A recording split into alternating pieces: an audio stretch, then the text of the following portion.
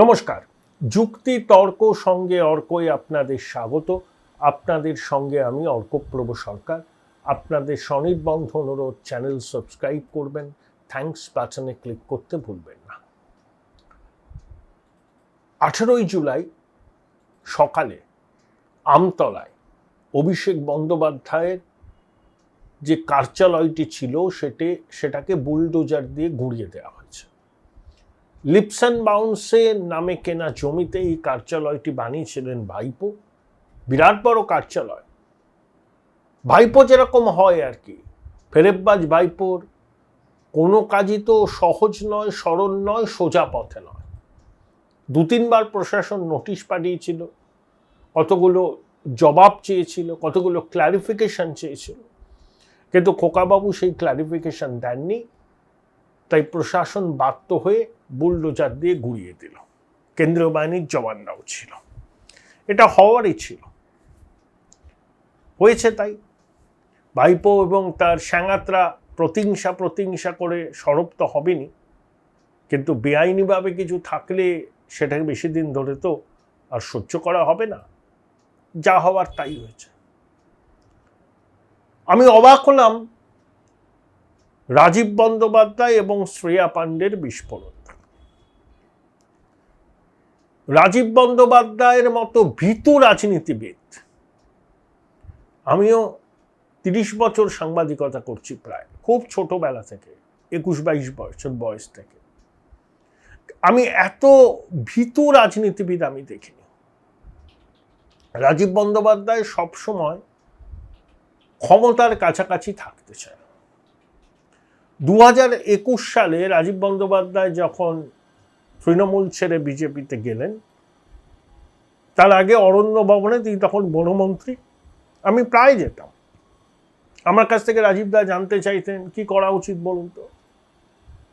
আমি বললাম যে আপনার এখানে কেমন লাগছে? বলছে এখানে আইপ্যাকের এতটাই অত্যাচার, কাজই করতে পারি না। তখন আমি বললাম যেতেই পারেন অন্য দলে, বিজেপিতে, অসুবিধা তো কিছু নেই। তখন উনি বললেন আমার সঙ্গে তো অনেকের যোগাযোগ হয়েছে। আমি বললাম ঠিক আছে, যদি যেতে চান চলে যান, ঝুলে থাকবেন কেন? তা রাজীববাবু গেলেন। যেদিনকে গভর্নর হাউস থেকে বেরোচ্ছেন, চোখের জল মুছতে মুছতে মমতা বন্দ্যোপাধ্যায় ছবি হাতে নিয়ে ডোম জুড়ে লড়লেন, হেরে গেলেন। চোখের পলক ফেরার আগে আবার তোলামূলে ফিরে গেলেন। তারপরে ত্রিপুরার পর্যবেক্ষক ইত্যাদি প্রায়শ্চিত্ত মৃত্যু কি সব ভাইপো করতে বলে সেসব করলেন, করে দেবরায় দাঁড়িয়ে হারালেন। এখন বলছেন যে আমাকে ব্যবহার করা হয়েছে, অভিষেক থাকলে আমি যাব না আর করব না দল। আরে আপনার বিরুদ্ধে বন দপ্তরে কি সব দুর্নীতির অভিযোগ মুখ্যমন্ত্রী তুলেছিলেন। আপনি ভাবলেন যে সিআইডিকে লেলিয়ে দেবে, তখন আমি কি করব? তা আপনি ঝাঁকের কই ঝাঁকে ফিরে গিয়েছিলেন, ভেবেছিলেন যে তোলামূল অনন্তকাল থাকবে, আপনার কিছু একটা হয়ে যাবে, রিহেবিলিটেশন হয়ে যাবে রাজনীতিতে। হারলেন দেবরায়, পার্সোনাল লস হলো, অনেক স্ত্রী বিয়োগ হলো।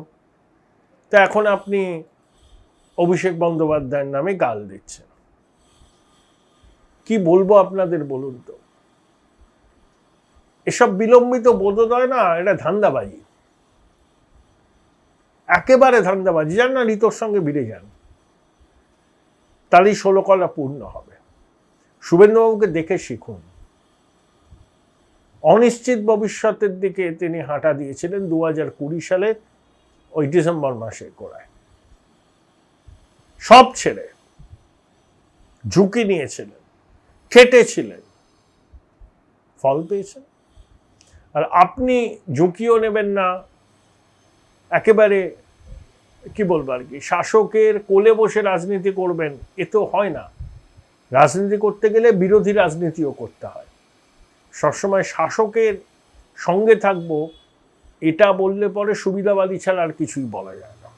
শ্রেয়া পাণ্ডে ওনাকে বিস্ফোরণ, ও মানিকতলার প্রার্থী হয়েছিল, আমি তো ভোটার মানিকতলা। একদিন দেখি 2-3টে কাউন্সিলর আর কতগুলো লোকাল তৃণমূলের ছেলেকে নিয়ে শ্রেয়া আমার বাড়িতে এসছে। তা আমি তো সরাসরি বলে দিলাম আমি আমার দ্বারা তাপস রায়ের পক্ষে প্রচার করব, ভোটটা বিজেপিকে দেবো। আমি বললাম এসো, জল খাও, মিষ্টি খাও, আর অতিথি নারায়ণ। বলে না, যে বলছে বিজেপিকে ভোট দেবো তার বাড়িতে কি করে? আমি বললাম আমি তোমাকে ভোট আমি দেবো না, আর তোলামূলকে আমি ভোট দেবো না। আমার সৎ সাহস আছে, আমি তো এই পরিষ্কার বলেছিলাম আমি তাপসদা কি ভোটটা দেবো, কারণ তাপসদা আমার প্রার্থী। সে চিৎকার করতে শুরু করলো, কেন আমি জয় কামদারের সঙ্গে ওর একটা বসে থাকার ছবি আমার ভিডিওতে দিয়েছি, সেটা নাকি অনেক জায়গায় শেয়ার হয়েছে, ইত্যাদি ইত্যাদি। জয় কামদার মহৎ, ও আমার বসে অনেক কথা বলেছিল। যাই হোক, তো শ্রেয়া পাণ্ডে দেখি তারও বিলম্বিত বোধোদয় হয়েছে, একেও আমি দেখব কয়েকদিনের মধ্যে ঋতর শিবিরে গিয়ে হাজির হয়েছে। এসব তো চলবেই। তবে ঋতব্রত বুদ্ধিমান ছেলে তো,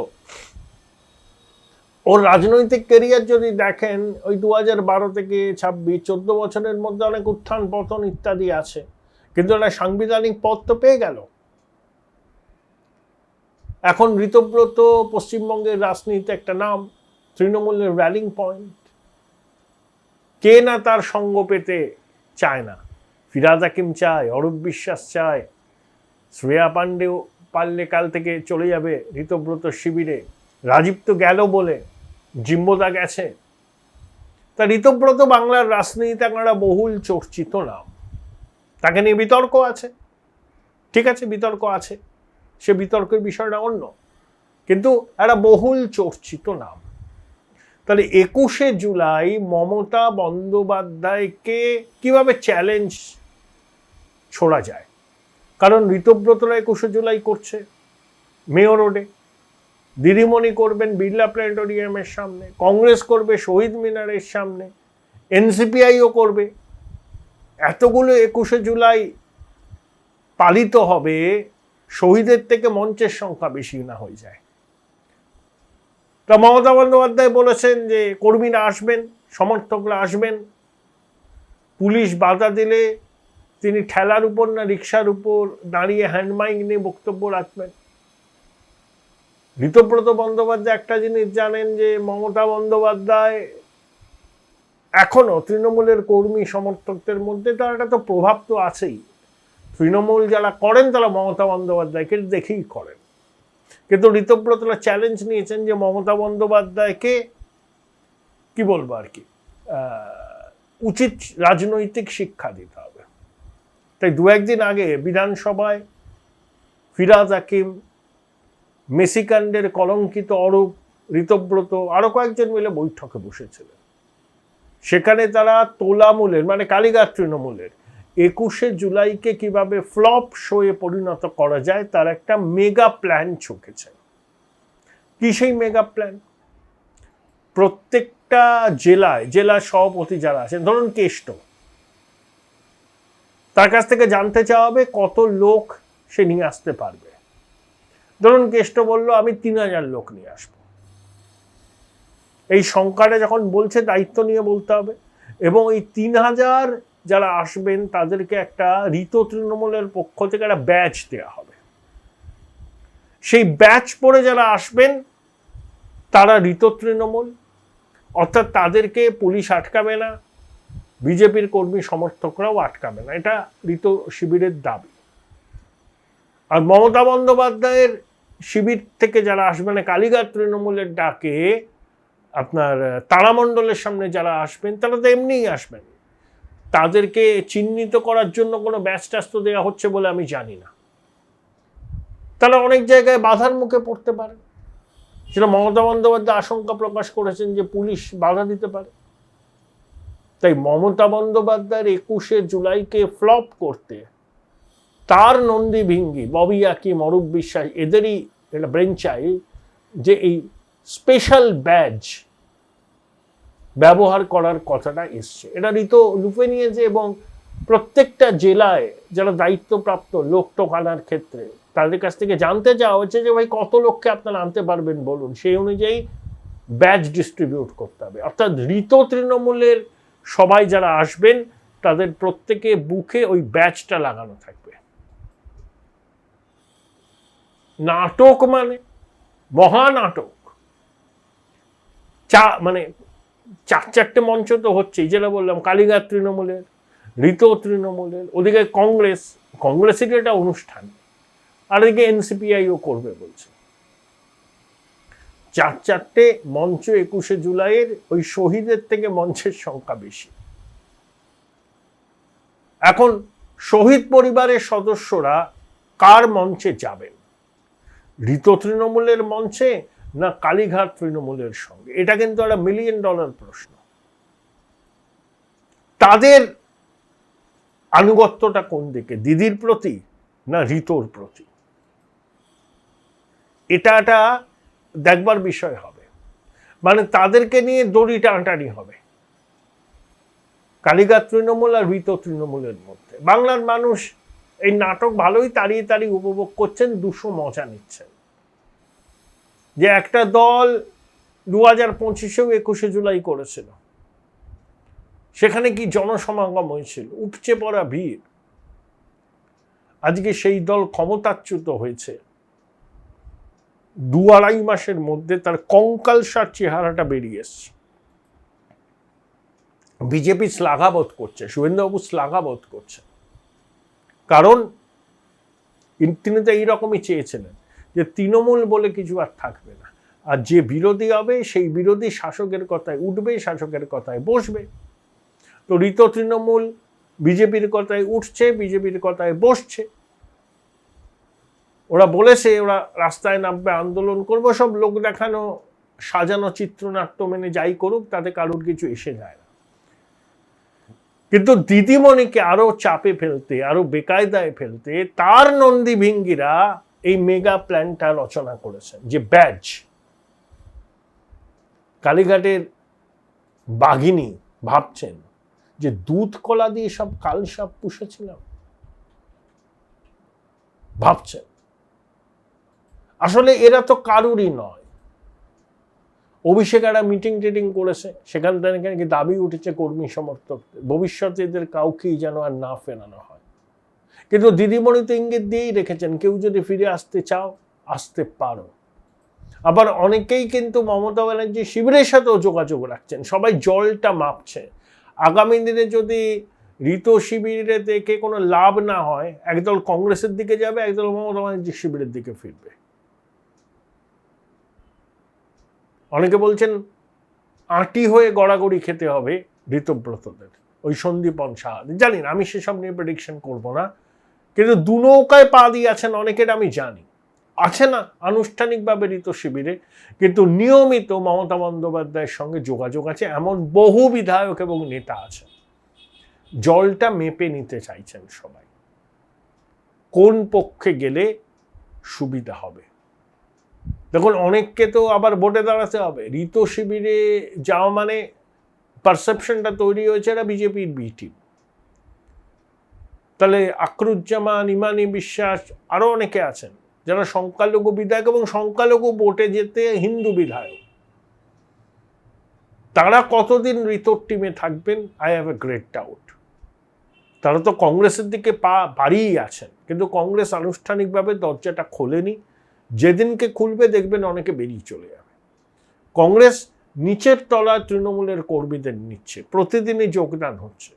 কংগ্রেসের নেতাদের বক্তব্য যে তৃণমূলের এই বিধায়কদের নিলে এদের মানি পাওয়ার এতটাই, এরা কংগ্রেসে ঢুকে কংগ্রেসের সংগঠনটাকে কবজা করবে। আর এতদিন ধরে যারা ঘাম রক্ত ঝরিয়ে কংগ্রেসের পতাকাটা ধরে আছেন, তারা সাইডলাইন হয়ে যাবেন, এটা তারা চাইছেন না। তাই নিচের তলার কর্মী সমর্থকরা আসছেন কংগ্রেসের তৃণমূল থেকে, কিন্তু নির্বাচিত বিধায়কদের যারা ঋত শিবিরে গেছেন তাদেরকে নেওয়ার ব্যাপারে এখনো আনুষ্ঠানিকভাবে সবুজ সংকেত রাজ্য নেতৃত্বকে দেয়নি কংগ্রেস হাইকমান্ড। দেখা যাক পরবর্তীকালে পরিস্থিতি কি দাঁড়ায়। এ ভাই ভাই, এটা মডেল না খাতা, আর কত ফটোগ্রাফি করবি? চুপ কর, সামনে মাধ্যমিক, নোট জোগাড় করে পড়তে হবে। কবে পড়বি ভাই? গ্যালারি তো নোটের লাইব্রেরি আর স্টোরেজে পিডিএফ এর ছড়াছড়ি। ধুর, কোনটা পড়বো কোনটা ছাড়বো কিছুই তো বুঝতে পারছি না। আরে তাহলে মৌলিক লাইব্রেরির বই পড়। ওদের সম্রাট এক্সক্লুসিভ সাজেশন বইগুলোতে পাবি সমস্ত গুরুত্বপূর্ণ এমসিকিউ, এসএকিউ ও বড় প্রশ্ন একেবারে উত্তর সহ। কমন পাবো তো? টপারদের জিজ্ঞেস কর। সম্রাট এক্সক্লুসিভ সাজেশন মাধ্যমিক, ভালো রেজাল্টের পাসওয়ার্ড। উচ্চ মাধ্যমিকের পর উজ্জ্বল ভবিষ্যৎ গড়তে NCHMCT পর্যটন দপ্তর, ভারত সরকারের hospitality and hotel management, Paschimbanga সরকারের মাকাউটের BBA BCA, fashion design, aviation tourism, culinary arts পড়ো SBI HM কলেজে। স্টুডেন্ট ক্রেডিট কার্ড ও ব্যাংক লোন পাবে SBI HM এ পড়লে। কোর্সের শেষে SBI HM দেশ ও বিদেশে চাকরির ব্যবস্থা করে থাকে। SBI HM হলো পশ্চিমবঙ্গের সেরা ম্যানেজমেন্ট কলেজ। SBIHM.com। বোলপুর শহরের কোলাহল থেকে মাত্র 20 মিনিট দূরেই রয়েছে সুন্দর রিসর্ট, যেখানে পেয়ে যাবে স্পেশিয়াস আর এস্থেটিক্যালি ডিজাইন রুম। তোমরা যারা গ্রুপে যাও তাদের জন্য আছে কমফোর্টেবল গ্রুপ স্টে অপশন, আর কাপলদের জন্য রয়েছে লাক্সারিয়াস সুইট রুম, তার উপর আবার ফ্ল্যাট 10% অফ। এখানে প্রকৃতির মাঝে তোমরা পেয়ে যাবে একটা সুন্দর সুইমিং পুল, ছোটদের জন্য প্লে এরিয়া আর একটা এস্থেটিক সেলফি কর্নার। প্রপার্টিটা পুরোটাই পেট ফ্রেন্ডলি, আর এখানে আছে অনেক কিউট ছোট ছোট র্যাবিটস। সকালের ব্রেকফাস্ট থেকে ডিনার পর্যন্ত পেয়ে যাবে একদম হোমলি কমফর্ট ফুড, যা এক কথায় অসাধারণ। বেঙ্গলি কুইজাইনের সাথে সাথে পেয়ে যাবে চাইনিজ আর নর্থ ইন্ডিয়ান অপশন। বিকেলে বনফায়ারের আলো, বন্ধুদের সাথে আড্ডা আর খোলা আকাশের নিচে গ্রাম বাংলার হাওয়া, পুরোটাই এক অপরূপ অনুভব। তাহলে বলো তোমরা কবে প্ল্যান করছো এই পিসফুল এসকেপটা? And don't forget to follow miss cupcake for more such travel updates.